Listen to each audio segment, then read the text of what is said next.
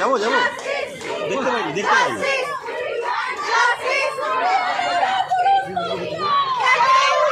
দিন রাত নিরাপত্তা চাই। দিনের বেলা নিরাপত্তা আছে, রাতের বেলা নেই, এরকম নয়। আর এই দাবি নেই আরজি করের ঘটনার পর রাজীব দাসের দিদি এই রাত্রিবেলা বাড়ি ফিরছিলেন, সেই রাস্তাতে রাজীব দাসের দিদিকে তার নির্যাতন করা হয় এবং সেই নির্যাতনের প্রতিবাদ করলে তার ভাই রাজীব দাসকে